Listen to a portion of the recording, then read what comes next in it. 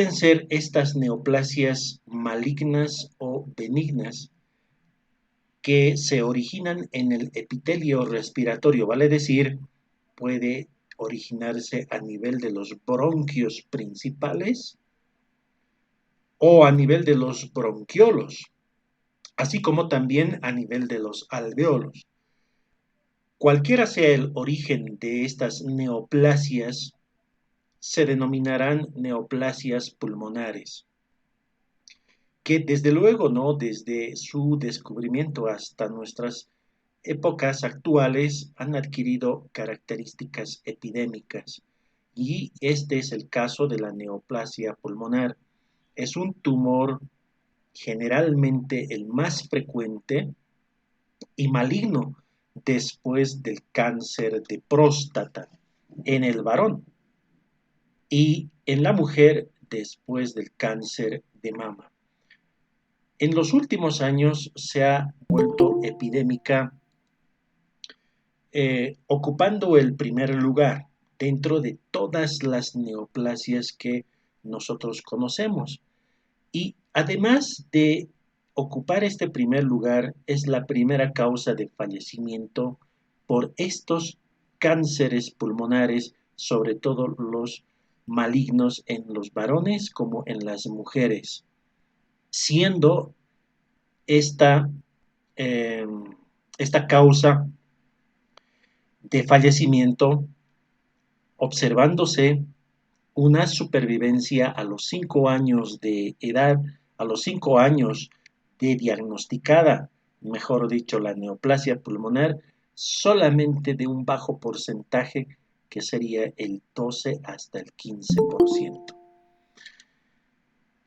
Estas neoplasias pulmonares son 3 veces más muertes que ocasionan aquellas producidas en el varón por la neoplasia, por el cáncer de próstata.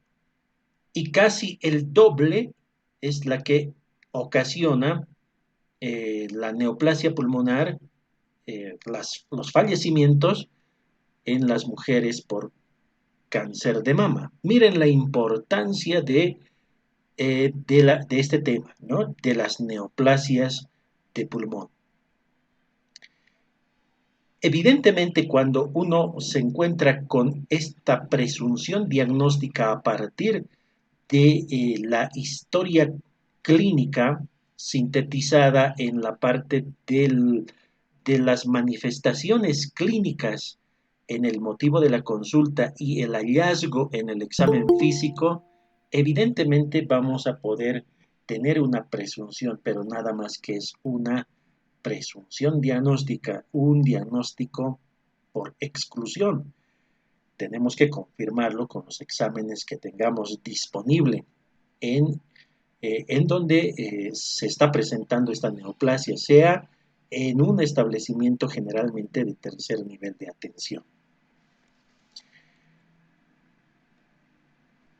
Continuando, vamos a clasificar a las neoplasias de pulmón desde el punto de vista académico para que sea comprensible en neoplasias de pulmón malignas, neoplasias de pulmón metastásicas. Hemos indicado que las neoplasias de pulmón malignos son los más frecuentes, que prácticamente son más del 90% de todas las neoplasias pulmonares primarias. Entonces, los tumores primarios o los tumores o las neoplasias de pulmón malignos estamos diagnosticando en más del 90%.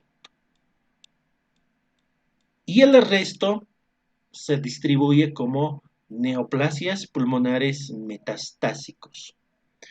Es decir, al pulmón pueden metastizar o puede llegar un tumor por vía linfática de cualquier otra estructura donde se originó la neoplasia.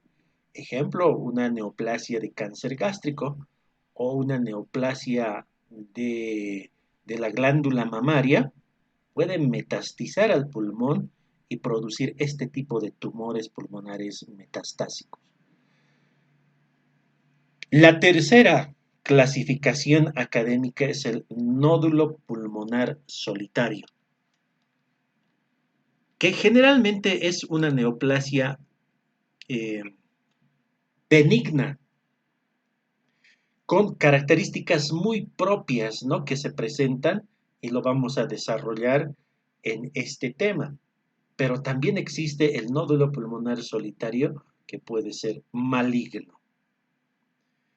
Y finalmente veremos a los tumores pulmonares benignos. Benignos entre comillas.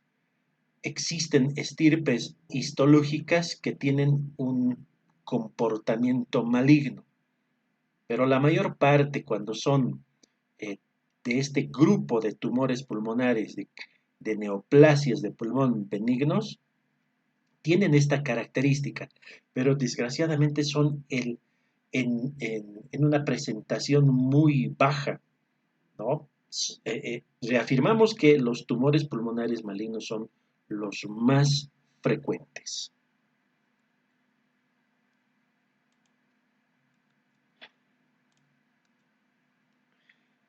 Bien, comencemos a desarrollar las neoplasias pulmonares malignas. Estas neoplasias pulmonares malignas siguen un sistema de clasificación de acuerdo a la Organización Mundial de la Salud. Prácticamente estas neoplasias pulmonares malignas se distinguen por sus características histológicas, es decir, son cánceres epiteliales. Se originan del epitelio del árbol bronquial y se distinguen 4 tipos de células cancerígenas. Veamos la primera. Tenemos al carcinoma epidermoide o carcinoma espinocelular, también se denomina, o simplemente carcinoma escamoso. Cualquiera de los 3 nombres se refieren a la misma estirpe celular. Este tipo de carcinoma tiene una localización central, es decir, se origina de las células epiteliales a nivel de los bronquios principales o de los bronquios lobares. Esa es la característica, ¿no?, de este carcinoma epidermoide, que se va a originar, tiene una localización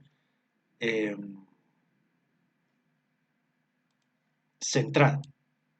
¿Por qué es central, Paulina? ¿Por qué sería el carcinoma epidermoide de origen central?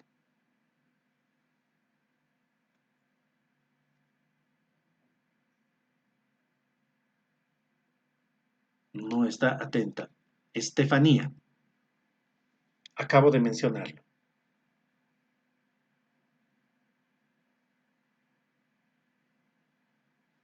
Doctor.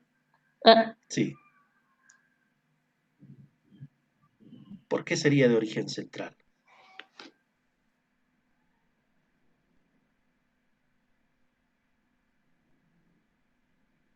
Tampoco está atenta, ¿no? Bueno, vuelvo a repetir. Estos tumores pulmonares o neoplasias pulmonares malignas se clasifican según la estirpe celular y generalmente se originan del epitelio bronquial. Una de ellas es el carcinoma epidermoide, que tiene localización central porque se originan en los bronquios principales. ¿Ya?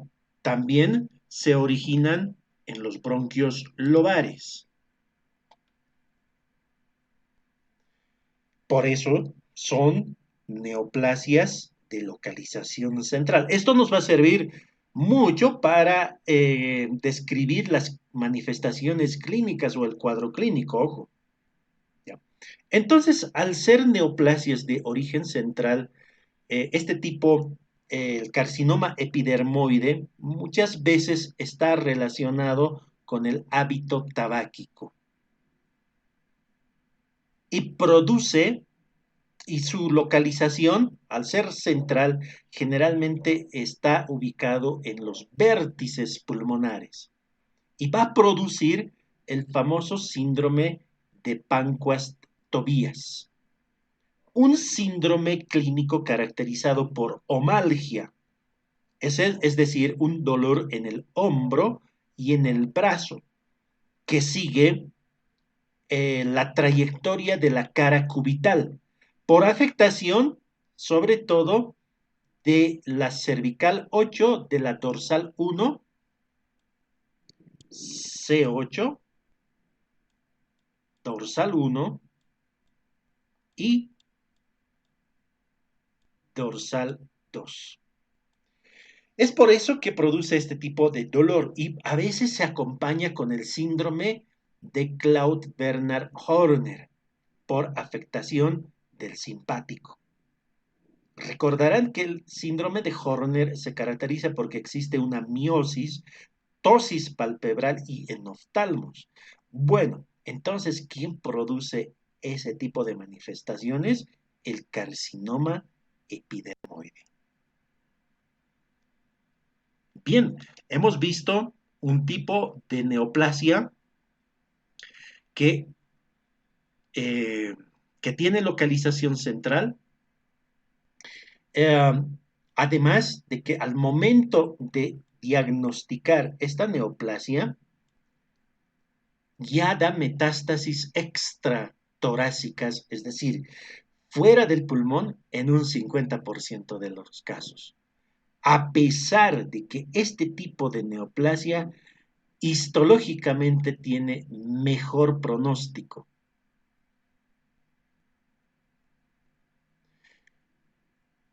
Entonces, no es una neoplasia que pueda tener una supervivencia eh, alta.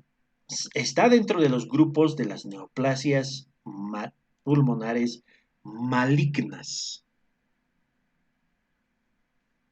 Para que nos acordemos un poco, ¿no? Este tipo de neoplasias es la que más producen, es un tumor que más que tiene una afectación de muchas R's. Así lo mencionan algunos textos. ¿Por qué? Porque es un carcinoma epidermoide. La estirpe histológica dentro de las neoplasias pulmonares más frecuentes afecta al plexo braquial, braquial R. Produce no solamente omalgia, dolor en el hombro, sino también produce el síndrome de Horner. Horner. Es la que más produce las letras R, ¿no? Porque está este síndrome de Horner asociado a esta afectación de la C8D1 y D2, es decir, cervical 8, dorsal 1, dorsal 2.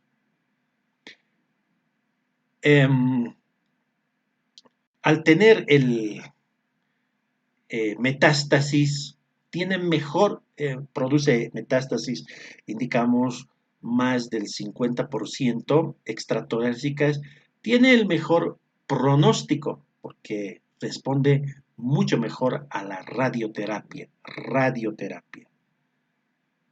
Y entonces cuando se plantea un tratamiento, la radioterapia es ideal. Miren cómo produce tantas R's. Espero que lo hayan tomado apuntes. Otro grupo de neoplasias pulmonares malignas es el adenocarcinoma. El adenocarcinoma es de localización periférica. Lo contrario, ¿no? De las neoplasias que tienen localización central, del carcinoma epidermoide. En cambio, el adenocarcinoma tiene localización periférica.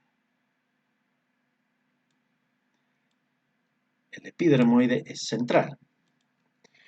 Este adenocarcinoma incluye varias estirpes celulares, entre ellas el adenocarcinoma acinar, papilar, invasivo mucoso, de crecimiento lepídico, el adenocarcinoma micropapilar y sólido. Este tipo de neoplasia, denominada adenocarcinoma, también da metástasis extratorácicas, igual que el carcinoma epidermoide, pero es el que más da metástasis, en el 95%, el epidermoide en el 50% de los casos. En cambio, el adenocarcinoma en el 95% de los casos. De todas estas estirpes de adenocarcinomas descritas, el que tiene mejor pronóstico es el adenocarcinoma de crecimiento lepídico, con una supervivencia a los 5 años del 95%. Las otras no tienen este mismo comportamiento. Es decir, el acinar, el papilar, el invasivo mucoso, el micropapilar y el sólido son de mal pronóstico. De estas estirpes celulares, ¿quién tiene mejor pronóstico? Es el adenocarcinoma de crecimiento lepídico. De todas las que tienen mal pronóstico, los que son peores son el adenocarcinoma papilar, papilar y el acinar. Son los que tienen peor, pero cuando se diagnostica histológicamente al adenocarcinoma, estas dos estirpes celulares, papilar y acinar, son de peor pronóstico. Miren la importancia, ¿no?, de diagnosticar un adenocarcinoma. Y, por si acaso, es el que más se presenta. Hemos indicado que el carcinoma epidermoide se presenta en los fumadores, en los que tienen el hábito tabáquico, y el adenocarcinoma en los no fumadores. Y es más, el adenocarcinoma se puede presentar, como lo vamos a ver en la etiología de las neoplasias, en las cicatrices pulmonares crónicas. ¿Cuáles son esas lesiones pulmonares crónicas? Tenemos en nuestro medio a la tuberculosis, a las cicatrices tuberculosas a nivel pulmonar. Bueno, lo vamos a detallar más adelante, pero ya tenemos un adelanto. Como tiene una localización periférica, característicamente afecta a la pleura por contigüidad, siendo por lo tanto la causa más frecuente de derrame pleural maligno. Vale decir que el paciente que cursa con derrame pleural y que tenga una lesión, una neoplasia de alta probabilidad de un adenocarcinoma, es la causa, característicamente, que se acompaña de derrame pleural maligno. Puede acompañarse de otras manifestaciones de signos, claro que sí. Por ejemplo, puede presentarse la osteoartropatía hipertrófica, que nada más consiste en la presencia de acropaquia junto con la periostitis y que puede cursar, ¿no?, el paciente con dolor a nivel de las articulaciones de las falanges, con tumefacción. Muchas veces puede significar que se trate de un adenocarcinoma como un signo, no solamente el derrame pleural. Hemos indicado que es la que produce más metástasis extratorácicas, 95% de los casos.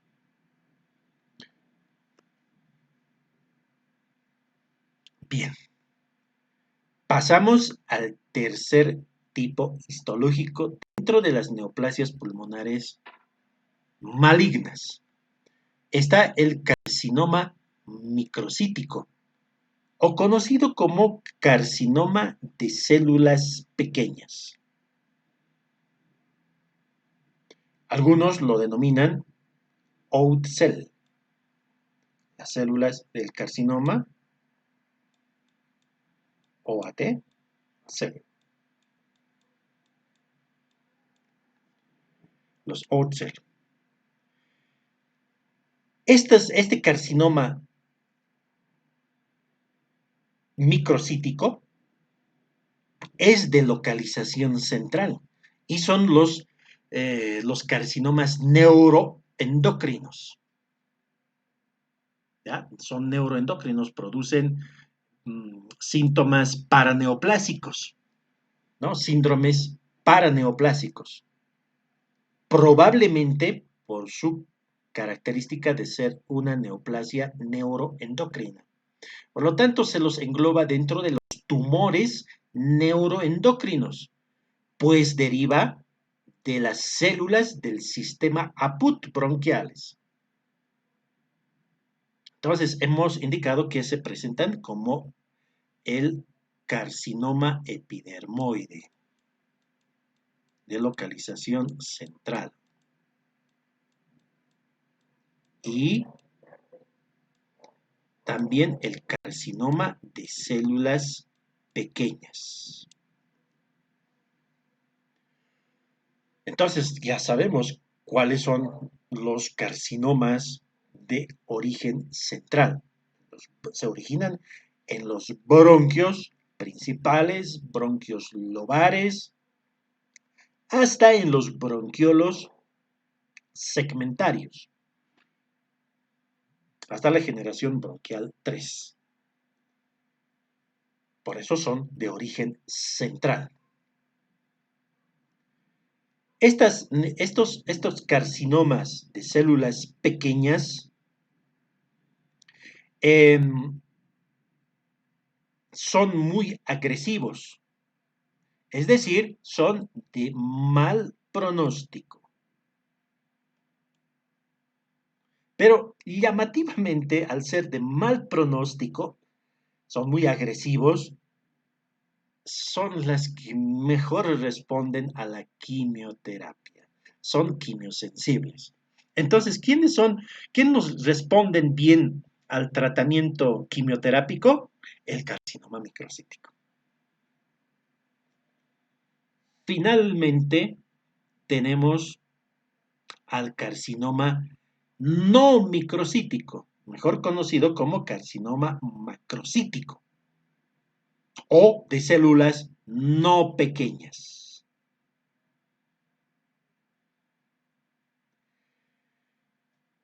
Estas también dan metástasis extratorácicas en un 80% de los casos. El carcinoma no microcítico o macrocítico.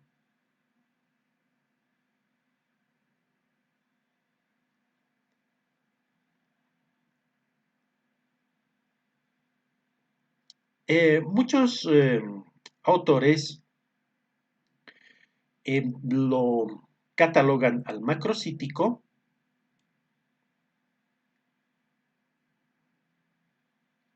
con una tendencia a cavitarse, el carcinoma macrocítico. El que más se cavita es el carcinoma epidermoide. Entonces, miren, no toda imagen cavitaria en un examen complementario imagenológico, sea una radiografía o una tomografía, significaría un proceso infeccioso tuberculoso. También estaríamos como diagnóstico diferencial a la neoplasia pulmonar. El que más se cavita es el carcinoma epidermoide. En segundo lugar, la tendencia a cavitarse es el carcinoma macrocítico. Este tipo de neoplasias tienen una localización periférica. Entonces, ¿cuáles son las neoplasias de localización periférica? El adenocarcinoma y el carcinoma de células no pequeñas o macrocítica. Ya es de localización periférica.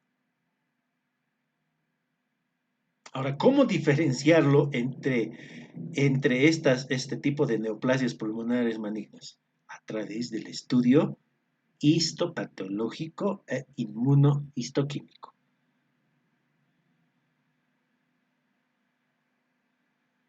La característica de este carcinoma macrocítico también puede producir síndromes paraneoplásicos. Lo más frecuente es la ginecomastia, por ejemplo. No hay que pensar en un carcinoma macrocítico. Bueno, con esta clasificación de la OMS, según la estirpe histológica que se origina en el epitelio bronquial, hemos visto de una manera sintética las neoplasias pulmonares malignas. Bien, ahora desarrollaremos el tema de las neoplasias. En general, estas neoplasias, que es más frecuente, las neoplasias pulmonares malignas. ¿Cuál es la etiología? ¿Cómo se originan estas neoplasias? No podemos decir que se originen a partir de la edad del paciente, del tabaquismo, de los antecedentes ocupacionales, de que tengan una infección previa o de que desarrollen alguna predisposición genética.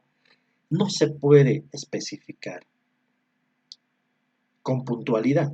Por eso se dice que la etiología de las neoplasias de pulmón es multifactorial, es decir, pueden influir distintos factores, desde la exposición a cancerígenos ambientales, por ejemplo, la exposición a sustancias tóxicas o irritantes, si el paciente se está expuesto por mucho tiempo, o hasta un polimorfismo genético o una fragilidad cromosómica, la que se conoce como una predisposición genética. No hay herencia mendeliana, por si acaso, sino existe una mutación enzimática que predispondría a desarrollar neoplasia.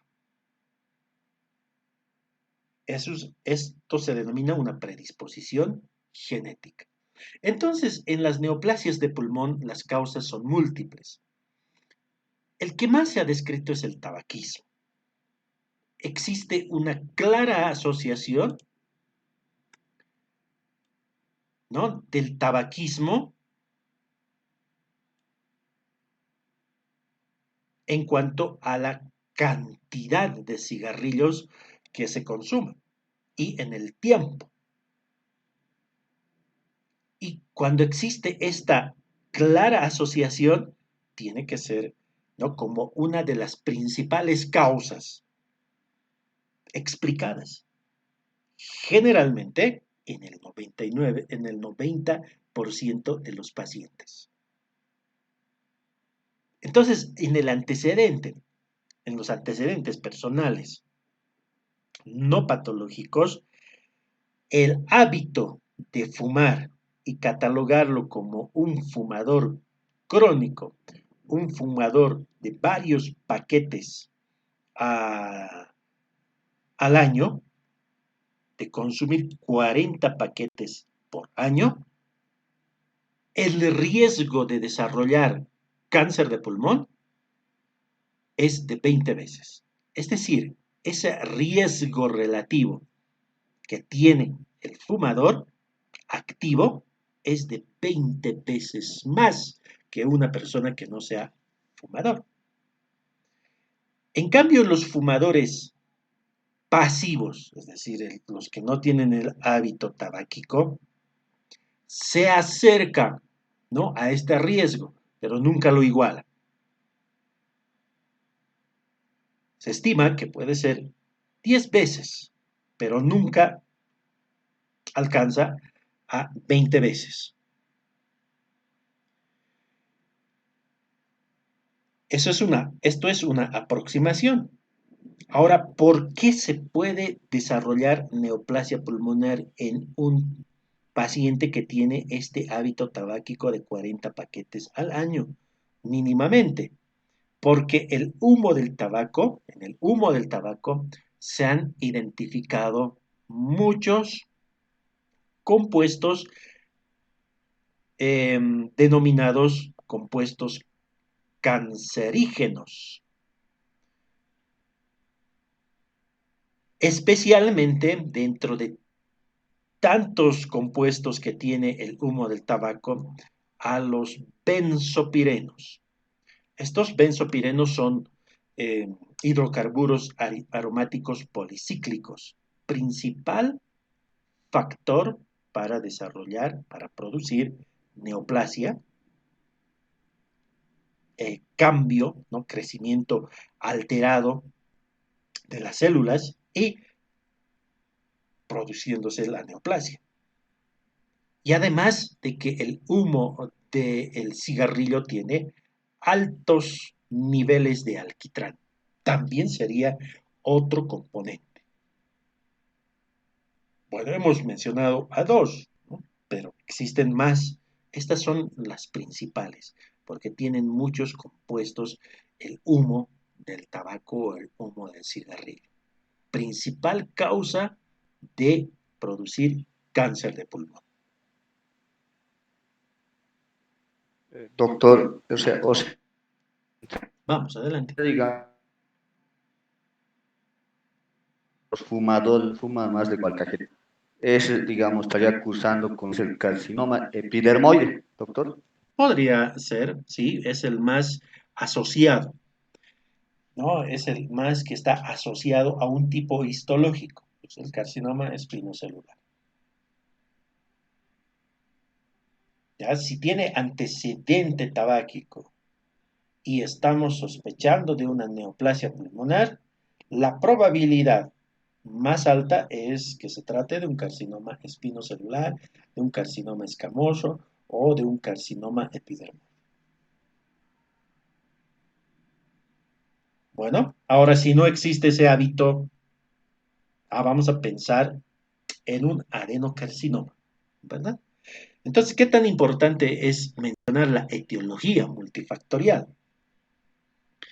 El principal es el tabaquismo, asociación demostrada para producir cáncer de pulmón en más del 90% de los pacientes.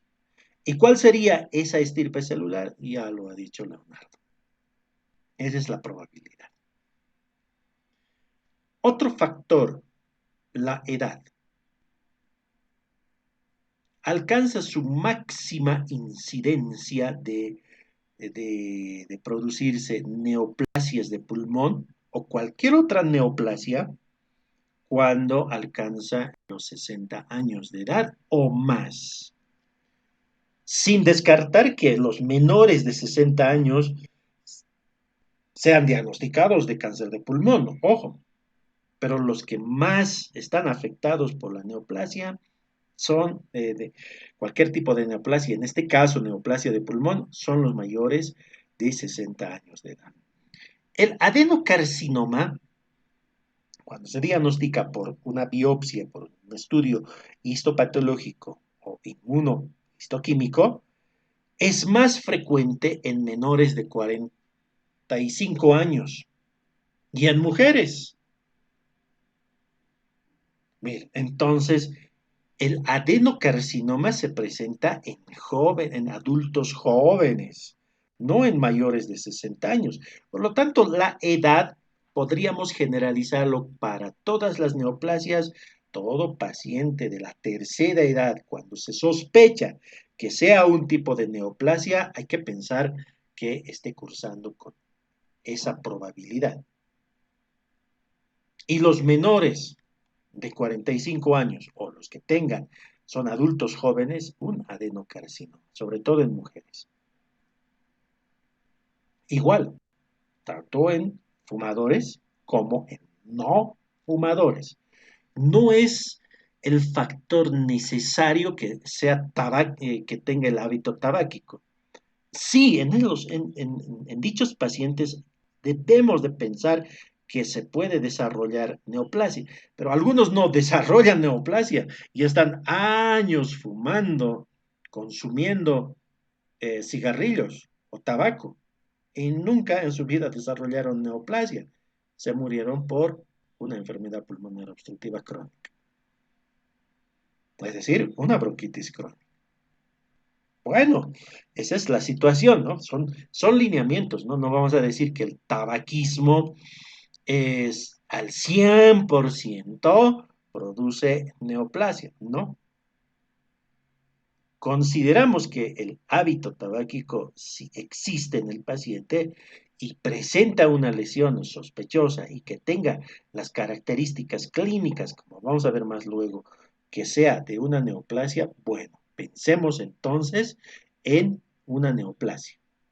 Tratemos de integrar, no pensar aisladamente, como si fuera la regla, ¿no? Tabaquismo más edad, ¿no? Igual cáncer. No es así. No, no se forma una fórmula, ¿no? Esto es muy relativo. Bien, aclarado esta situación, la edad, en la mayor parte, mayores los pacientes de la tercera edad. Pero también podemos pensar en adultos jóvenes menores de 45 años en un tipo de neoplasia. Hay que pensar en el adenocarcinoma. Otro factor es la ocupación del paciente. Si es un trabajador expuesto al asbesto, existe mayor probabilidad que desarrolle neoplasia. 20 veces más. Pero si asociamos al asbesto por su ocupación con el tabaco, con el tabaquismo, el riesgo relativo es de 59 veces. Miren, qué tan importante es a veces pensar en su ocupación y más ser fumador. Desarrollará pues más probabilidad de cáncer de pulmón. Otros factores, ¿no? Estarán la exposición a uranio, al arsénico, el amianto es el asbesto, por si acaso, ¿no? A productos derivados del petróleo, al, al, a las radiaciones por radón, al humo de carbón, eh, el humo de los motores a diésel, etcétera. Entonces hay que pensar en esos factores ocupacionales, en esos factores medioambientales, para pensar en la etiología de la neoplasia de pulmón. También en enfermedades respiratorias. sobre todo del adenocarcinoma. Recordarán en la clasificación histológica, el adenocarcinoma tiene localización periférica y producen por afectación pleural derrame, pero otras manifestaciones clínicas, otros signos pueden acompañar. ¿Por qué se dice en enfermedades respiratorias? Porque asientan sobre cicatrices crónicas, neumopatías previas existentes como la tuberculosis, como la enfermedad pulmonar obstructiva crónica. Todas estas cicatrices crónicas, la fibrosis pulmonar idiopática, por ejemplo, se denominan SCAR cáncer. ¿Por qué? Porque se desarrollan a partir de estas cicatrices pulmonares crónicas como las tuberculosas. Y también pueden metastizar, ojo, ¿no? Las adenocarcinomas, dan metástasis extratorácicas.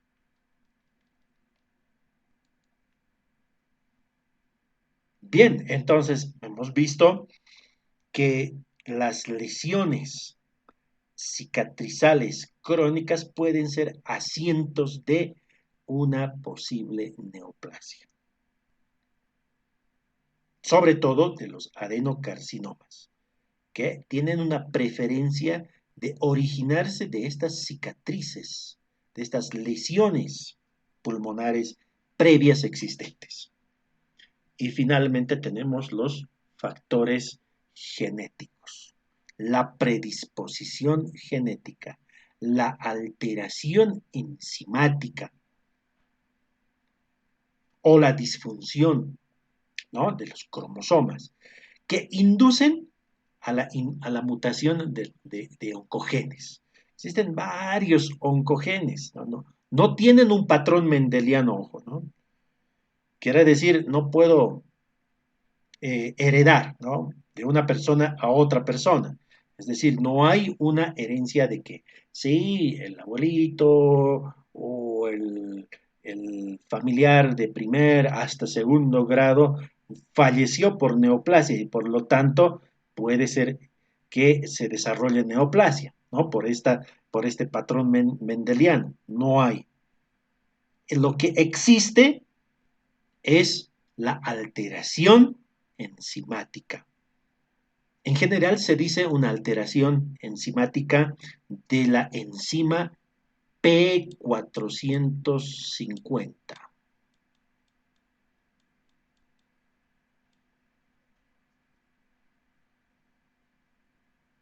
Entonces, estos es por la activación de los oncogenes. Y existen muchas. Por ejemplo, para el adenocarcinoma, la activación del oncogen denominado KRAS. Este es un oncogen.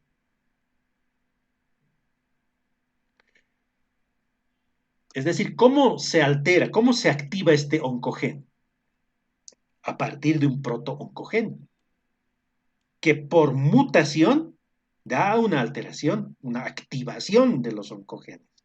Y estos oncogenes, por ejemplo, el KRAS, todas las que están ustedes viendo, producen una disregulación de la célula y por lo tanto una división, una anormalidad.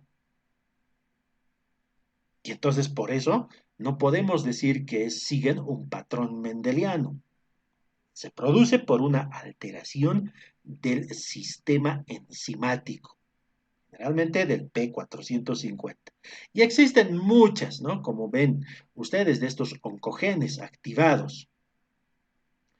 El oncogen MYC, por ejemplo, es propia de los carcinomas de células pequeñas o el carcinoma microcítico de localización central. Entonces, ¿qué tiene alterado? El CMYC. Y así existen muchas estas letras que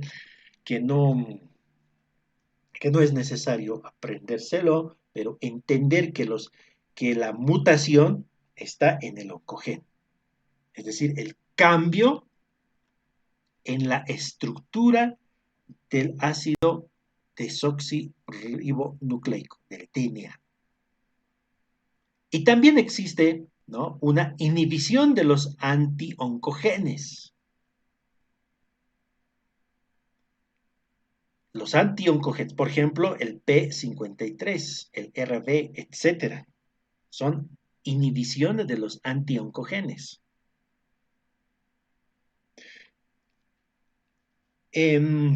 Profundizar en el aspecto genético de las neoplasias de pulmón o de cualquier otra neoplasia es entender bien por qué se produce este factor genético a partir de una mutación. Ya. Creo que aquí la palabra clave es la mutación. Es una mutación enzimática. Muy bien.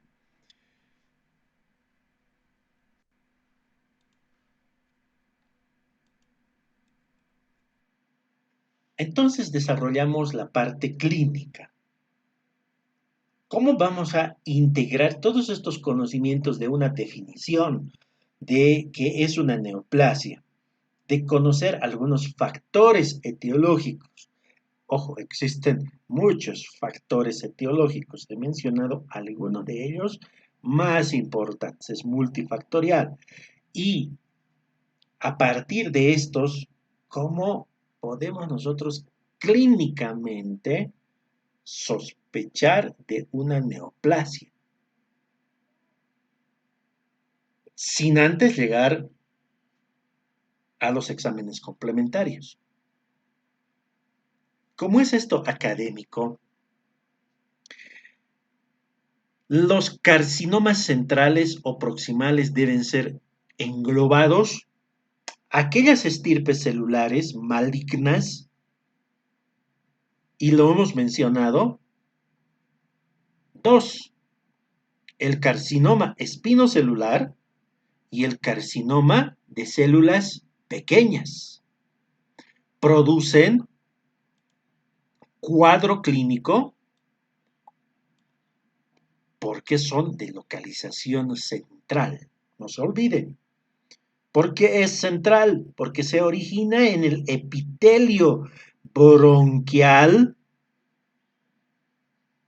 y va a producir característicamente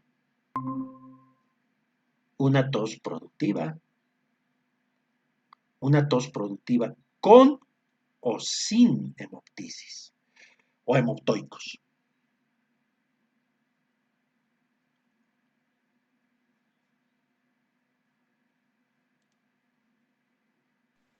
Doctor, no está compartiendo su pantalla. Se cortó, muchas gracias. Ahora sí, ya recuperé.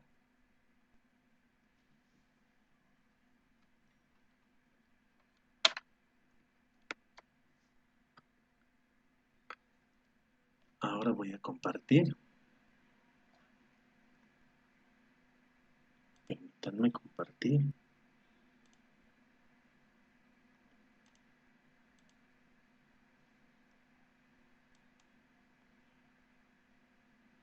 Ahora sí, ¿verdad?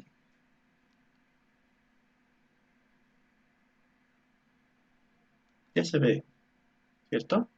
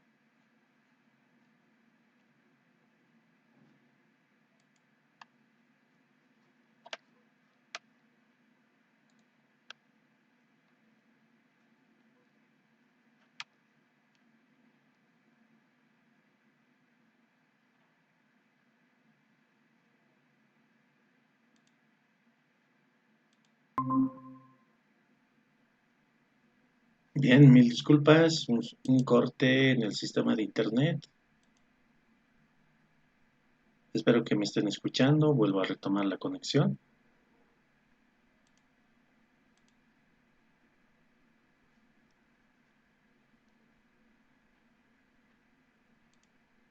Creo que nadie me escucha. Gianmarco, Leonardo, por favor, retorno.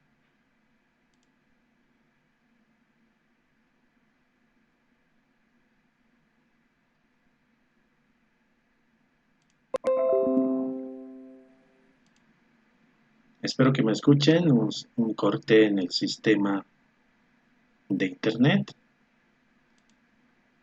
Espero que me escuchen. Por favor, me dan el retorno. Sí, sí, doctor. Bueno, solucionado estos problemas de corte de internet, una baja que hemos sufrido, bueno, retomamos, nos quedamos en este punto, ¿no? Que es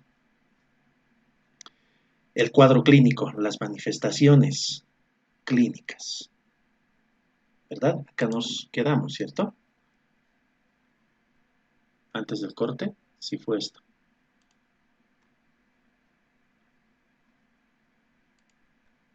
Bien. Tenemos que dividirlo las manifestaciones clínicas, aquellas neoplasias que tengan un origen central, es decir, en los bronquios principales, lobares o hasta segmentarios. Y están el carcinoma epidermoide y el carcinoma microcítico. Y el grupo de los carcinomas periféricos o distales. Están el adenocarcinoma y el carcinoma no microcítico. Vayamos por el primero, el carcinoma, los carcinomas de origen central. ¿Qué nos van a producir en la clínica? Característicamente, la tos es productiva, es decir, con expectoración. Se puede acompañar de hemoptisis o hemoptoicos o a veces no. Sobre todo está catalogado este tipo de manifestación en los mayores de 40 años. Además, puede producir atelectasia. ¿Por qué atelectasia? Es decir, la obstrucción bronquial. Y como consecuencia de la obstrucción bronquial, ya sea por una compresión extrínseca en general, porque por el crecimiento del tumor va a disminuir la luz bronquial y se va a producir una atelectasia. Y paralelamente puede producirse fiebre con tos productiva, es decir, una neumonitis post-obstructiva, y es una neumonitis a repetición. A veces estas lesiones se pueden, estas atelectasias y estas neumonitis post-obstructivas se pueden cavitar y pueden producirse las cavitaciones y generalmente se presentan en el carcinoma epidermoide, también en el carcinoma microcítico. Otro, por la compresión extrínseca de los bronquios, sibilancias y estridor. Como consecuencia, ¿no?, de la obstrucción, la atelectasia. Y disnea. La disnea generalmente se produce por una diseminación linfática. Es decir, existe una linfangitis carcinomatosa, es decir, afectación, ¿no?, del intersticio pulmonar, la disnea, que se va a poder observar esta linfangitis carcinomatosa en una tomografía de tórax o en una radiografía como un patrón intersticial. Para llegar al diagnóstico, tenemos que realizar la biopsia bronquial. Bien, entonces, ¿cómo podemos sintetizar las manifestaciones clínicas? Paciente con tos, que presente o no hemoptisis, a veces se puede presentar fiebre, por la compresión sibilancias y estridor, y disnea si hay un compromiso del intersticio. Carcinomas de localización periféricos o distales. Aquellas que están localizadas en la periferia, próxima a la pleura o a la pared costal. Este tipo de carcinomas están dados por el adenocarcinoma y el carcinoma macrocítico o no microcítico, también denominado el macrocítico. Característicamente produce tos irritativa. Lo más llamativo es el dolor por afectación de la pleura parietal, que se acompaña con un derrame pleural maligno, siendo el más frecuente que produce derrame pleural es el adenocarcinoma. Y también el dolor por la afectación de la pared costal. Y se puede acompañar, dependiendo del tamaño del tumor, de la disnea. ¿Cómo llego al diagnóstico de esta sospecha clínica? Mediante la realización de una biopsia transbronquial.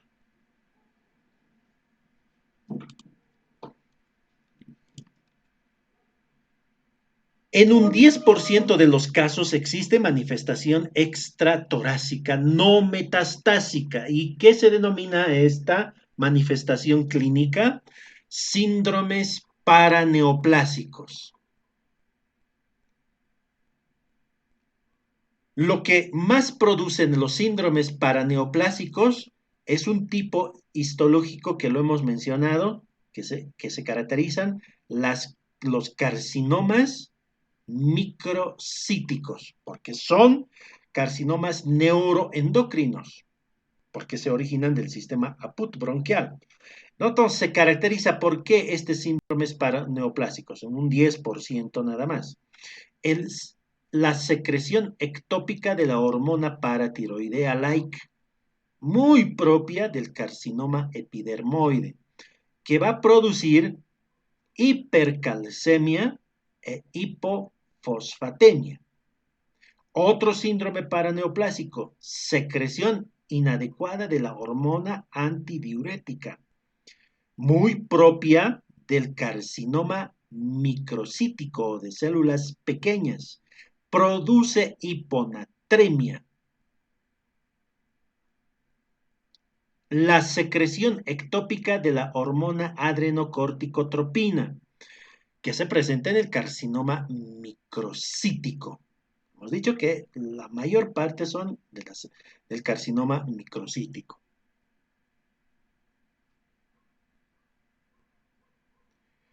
¿Y qué va a producir esta secreción ectópica?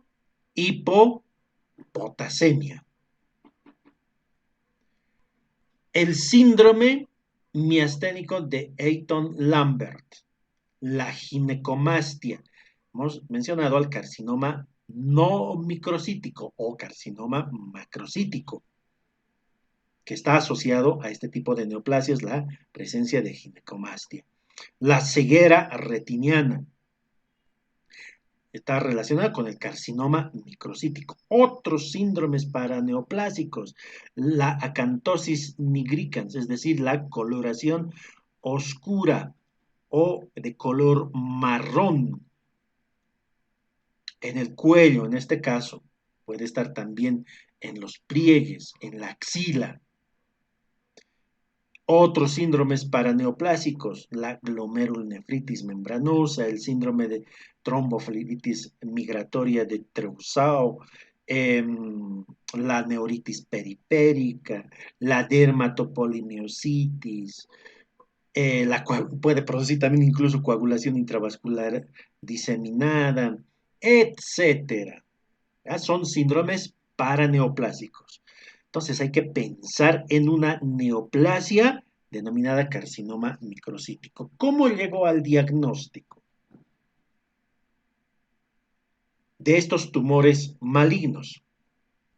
Requieren de sospechar de cáncer de pulmón. ¿Cómo voy a sospechar clínicamente y por los antecedentes? Tal vez algún factor etiológico muy llamativo, el hábito tabáquico, por decir, ¿no? Que es el factor más frecuente, ¿no? Relacionado con los neoplasias de pulmón. A partir de esta sospecha clínica, ¿no? Desglosar la parte clínica. Si tiene dolor, tumores de localización periférica. Si tiene hemoptoicos o hemoptisis y otras manifestaciones, podría ser de tumores de origen central, de localización central. Como es una sospecha, entonces tengo que realizar un diagnóstico de sospecha mediante imágenes.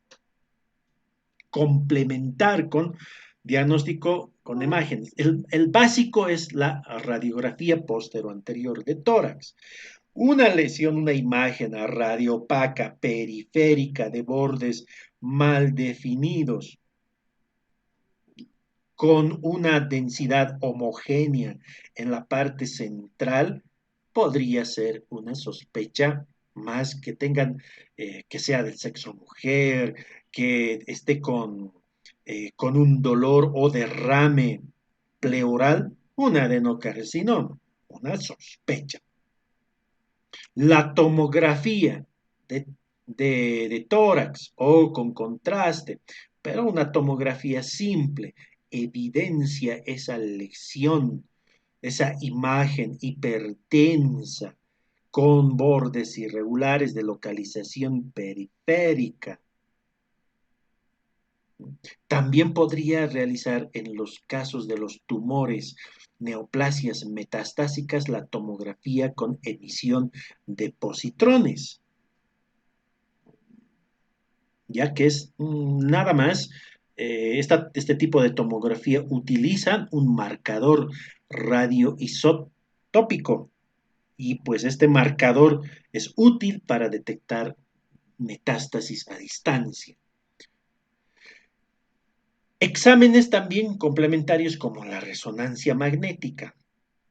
Nada más que estos exámenes, como la resonancia, da una mejor visualización de una afectación vascular, por ejemplo, a nivel mediastínico, o una evaluación de los tumores, sobre todo del vértice pulmonar que producen el síndrome de Pancoast-Tobías. Es decir, estos exámenes complementarios mencionados no me van a decir que se trata de una neoplasia. Y si yo veo una cavitación, si la lesión es apical y tiene una cavitación, voy a pensar en un carcinoma epidermoide o espinocelular o no microcítico.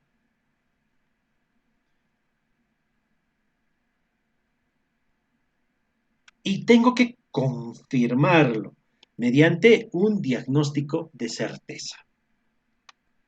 Y este diagnóstico de certeza puedo realizar, por ejemplo, si se detecta derrame, una toracocentesis diagnóstica y enviar el líquido pleural a estudio citológico para que se identifiquen las células anaplásicas, que pueden darme una sensibilidad, ¿no?, del 80%, con una especificidad del 90%, de que se esté cursando con una neoplasia. En este caso sería un adenocarcinoma, pero necesito hacerle la biopsia, ya sea una biopsia a ciegas pleural en un derrame o una biopsia percutánea o una biopsia escisional de adenopatías que presenta supraclaviculares o axilares.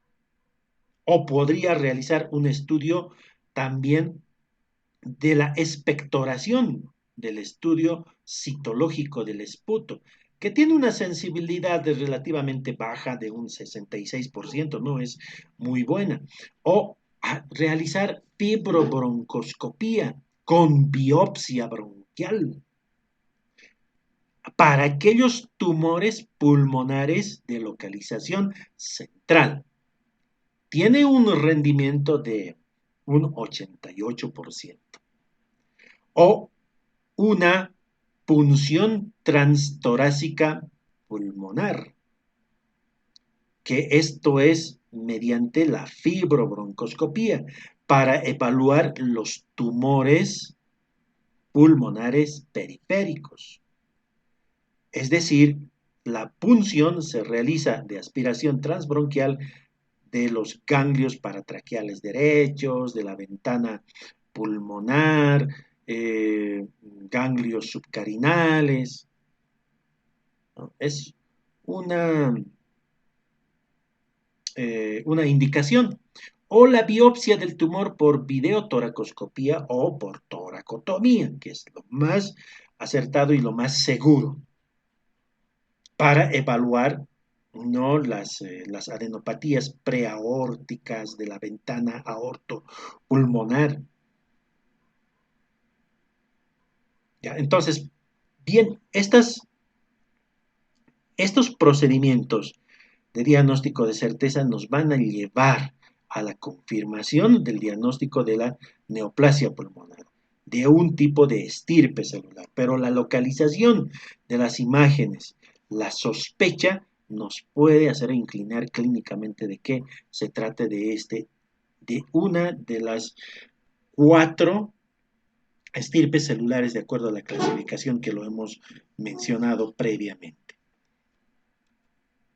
Y pues llega la estadificación. Y esta estadificación determina el tamaño del tumor con las iniciales TNM. Tamaño del tumor, compromiso ganglionar N y metástasis intrapulmonar, ipsilateral o contralateral o a distancia. Es una estadificación de la 8ª edición del año 2017. T. Empecemos por la T. Es, de acuerdo al sistema de clasificación internacional TNM, es decir, la estadificación, podemos decir T0 no evidencia, no hay tumor. TX, células tumorales en esputo o en lavado broncoalveolar, sin una neoplasia visible, ni por imagen, ni por fibrobroncoscopía, TX. T y S es un cáncer in situ. T1, de acá empieza la importancia, ¿no? T1, existen subdivisiones de la T1 de acuerdo al tamaño, al diámetro mayor del tumor. Entonces, T1A tiene un tamaño menor o igual a 1 centímetro. T1B de 1.1 a 2 centímetros. Y T1C de 2.1 hasta 3 centímetros. En general, podemos decir un T1 cuando tiene un tamaño igual o menor a 3 centímetros. T2, un tumor que se encuentra entre 3 a 5 centímetros. Y existe el T2A, que es un tumor de 3.1 a 4 centímetros. Y el T2B de 4.1 a 5 centímetros. ¿Cuál es la característica de este T2? Es que existe invasión de la pleura visceral, atelectasia, con o sin neumonitis post-obstructiva lobar o total. Hemos indicado que producen atelectasias por obstrucción bronquial. También existe invasión del bronquio principal sin invadir la carina. El T3 tiene un tamaño del tumor de 3 a 5 centímetros. ¿Cuál es la característica del T3? Existe invasión de la pleura parietal, pero sin invasión de las estructuras viscerales o vitales. Paretorácica, por ejemplo, pericardio, parietal, nerviofrénico. y los nódulos múltiples en un mismo lóbulo pulmonar. Y T4 es cualquier tamaño de tumor mayor a 7 centímetros. Existe ya invasión de la pleura parietal y de otras estructuras viscerales como diafragma, mediastino, cuerpos vertebrales, nervio recurrente. Son nódulos múltiples en distintos lóbulos pulmonares del mismo lado, ¿no? Ipsilateral. Entonces, la clasificación T determina el tamaño del tumor. T1 menor a 3, T2 menor a 5 y T4 mayor, T3 menor a 7, T4 más de 7 centímetros. La clasificación TNM, N significa compromiso de los ganglios linfáticos, es decir, de la cadena ganglionar intratorácica o extratorácica. NX, ¿no? Ganglios linfáticos regionales no pueden ser evaluados. N0, no existe afectación ganglionar. N1, que empieza la importancia, la afectación de los ganglios peribronquiales, iliares, ipsilateral, es decir, del mismo lado. N1, N2 significa de la afectación del mismo lado, pero subcarinales. Y N3, cualquier otro, incluso extratorácicos. N1 se subdivide en N1A, que afecta a una estación ganglionar. Pueden ser ganglios paratraqueales laterales, del mismo lado. 1B se afecta más de un grupo ganglionar, es decir, ganglios paratraqueales del mismo lado más ganglios peribronquiales. Más de un grupo ganglionar. N2, ¿no? Significa afectación de los ganglios mediastínicos ipsilaterales, además de los ganglios subcarinales. Se subdivide el N2 en N2A si solo afecta a una estación ganglionar y N2B si afecta a más de una estación ganglionar. Quiere decir que puede afectar ganglios paratraqueales o peribronquiales más subcarinales. N3, cualquier otro. Afectación de los ganglios ciliares o mediastínicos contralaterales. Incluso los ganglios extratorácicos como los escalenos o los supraclaviculares que no son útiles para realizar una biopsia de dicho ganglio y confirmar la estirpe celular. Estos compromisos ganglionares extratorácicos pueden ser del mismo lado, bilateral o contralateral. Y finalmente tenemos la clasificación M, metástasis. MX, no se puede valorar la presencia de metástasis. M0, sin metástasis. M1, es una enfermedad metastásica. M1A, existe una subclasificación M1A, metástasis intratorácica, es decir, definida como nódulos pulmonares contralaterales, derrame pleural o implantes pleurales. M1B, metástasis a distancia única extratorácica. Y M1C, metástasis a distancia múltiples extratorácicas. ¿Ya? Pueden ser metástasis a cerebro, a estructura ósea, ¿no? Múltiples extratorácicas.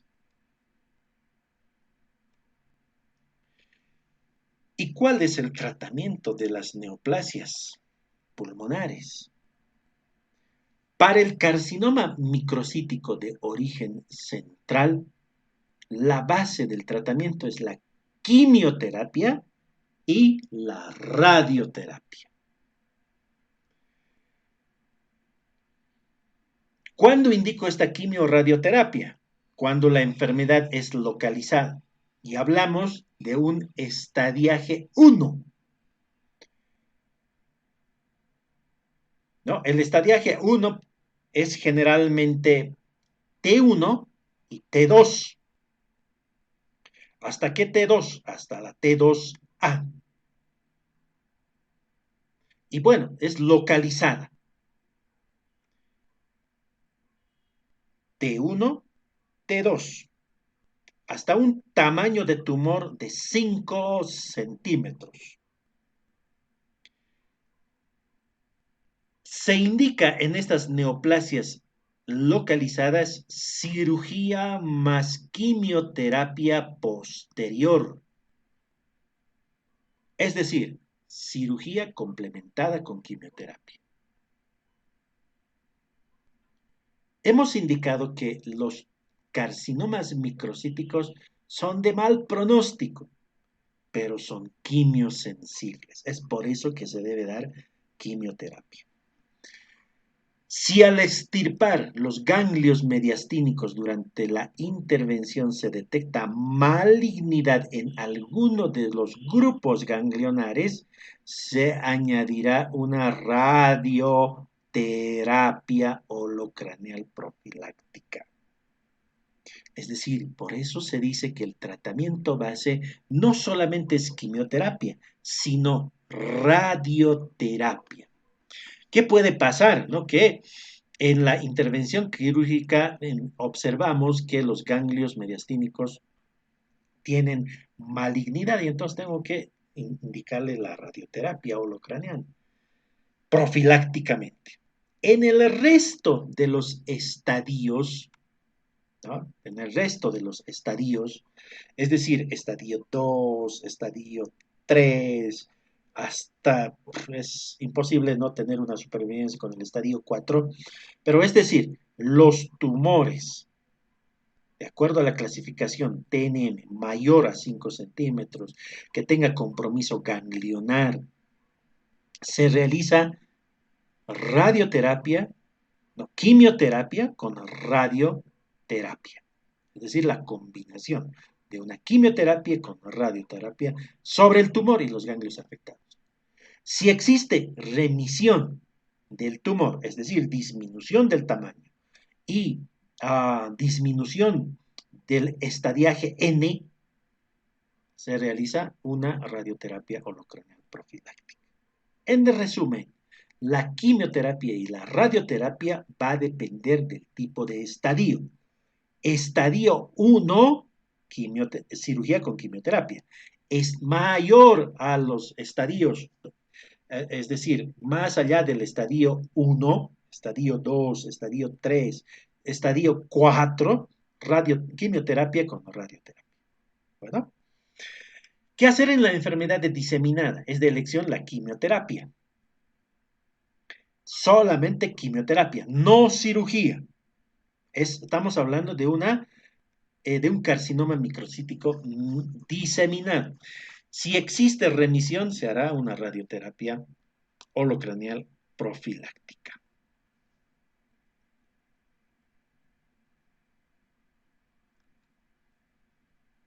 ¿Y qué hacer con un carcinoma no microcítico? Del estadio 1 al estadio 3A, es decir, que tenga un tamaño del tumor 4T4, 3A significa estadio 3A, cirugía. ¿Con qué intención? De querer curar, tener una intención curativa. Del estadio 3A, del estadio 3A, es decir, T1 hasta 2N2, clásicamente quimioterapia no adyuvante y cirugía solo si disminuye N. Actualmente esto ya no se utiliza. Se recomienda un tratamiento sistémico con terapias dirigidas por mutación guiada e inmunoterapia. Esto por el avance en los tratamientos de las neoplasias. Clásicamente se hacía quimioterapia, pero lo recomendable ya es las terapias dirigidas por mutación guía o inmunoterapia. Estadio 3A, no resecable, 3B, 3C y 4, quimioterapia más radioterapia con intención solamente paliativa. No tiene intención curativa, paliativa. En resumen, los carcinomas microcíticos en la forma localizada, quimioterapia y radioterapia. En el carcinoma no microcítico, quimioterapia. ¿Ya? Bueno, ya para ir finalizando,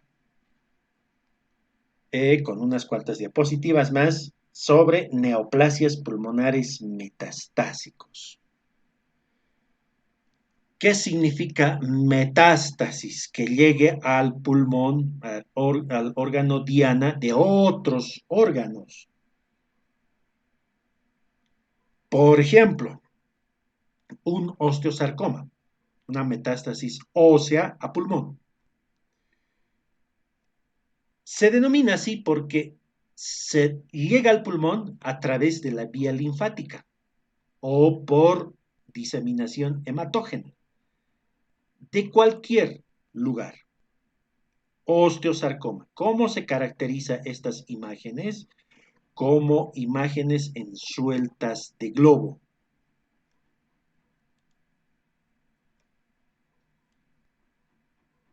Así más o menos. Sueltas de globo. O imágenes en tiro de escopeta. Así más o menos. ¿Ya? En tiro de escopeta.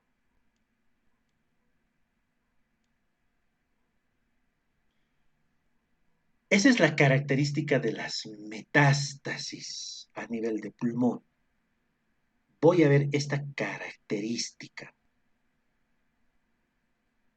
O las metástasis pueden ser un carcinoma, una linfangitis carcinomatosa, es decir, un patrón intersticial. Intersticial. Del intersticio. ¿Ya? Puede ser reticular o micronodular.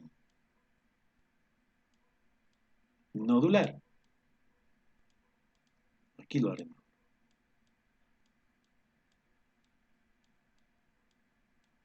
Ese es un carcinoma, una diseminación linfangítica. También se presentan con un patrón intersticial produciéndose la linfangitis carcinomatosa, ¿no? Pero lo más frecuente son estas diseminaciones. Pero también lo otro, patrón intersticial, reticular o micronodular.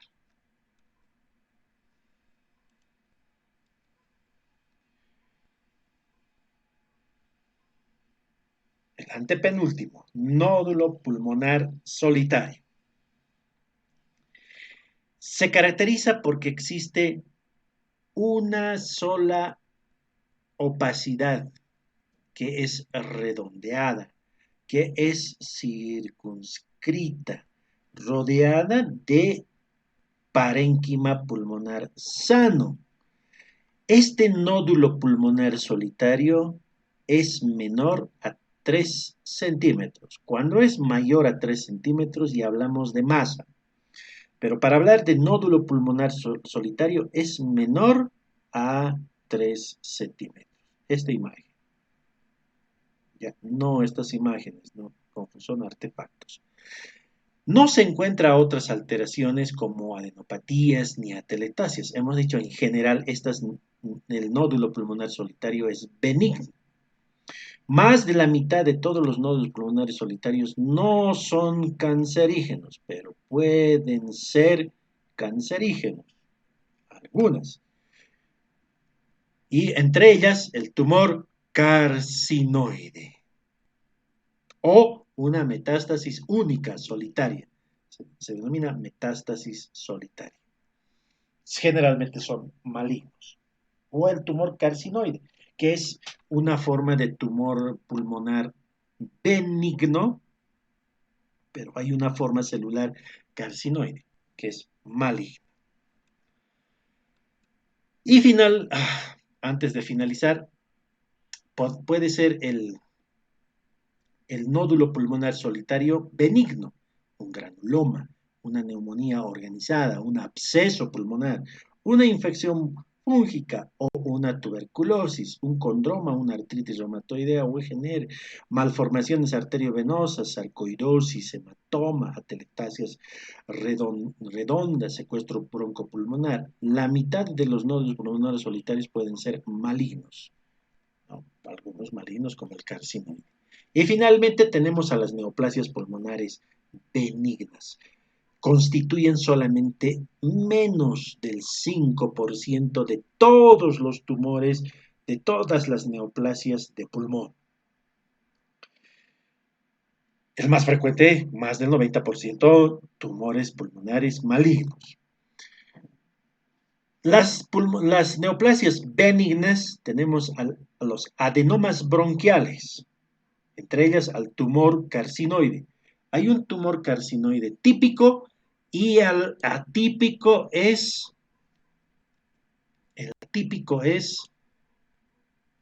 maligno. ¿Ya? Puede ser como un nódulo pulmonar solitario, es el maligno.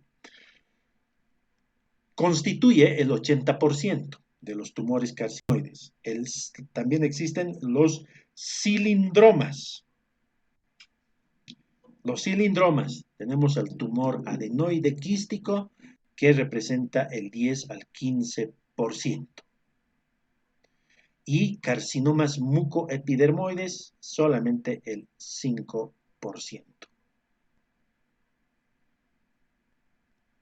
Y el amartoma, ¿no? El amartoma es un tumor, es una neoplasia pulmonar benigna.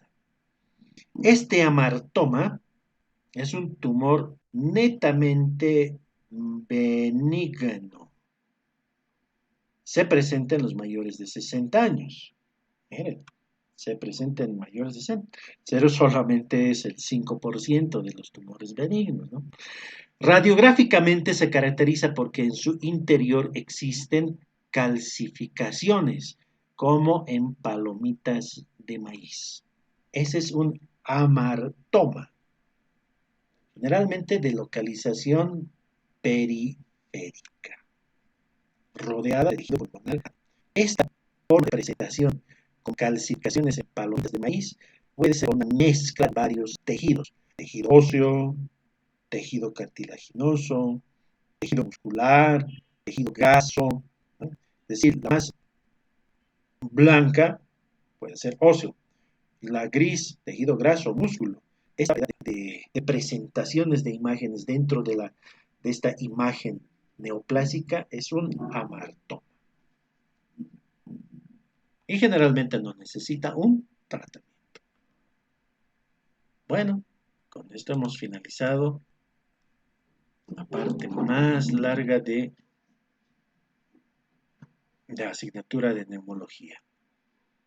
Bueno, con esto finalizamos y pues quiero escuchar sus despedidas, si así se desea. Hasta luego, doctor. Buenas noches o buenas tardes. Buenas tardes, Leonardo. Ya mejor, hasta la siguiente semana. Hasta la siguiente semana, doctor. Gracias por el contenido tan muy interesante y estudiar. Así es. Bueno, Mauricio, buenas tardes.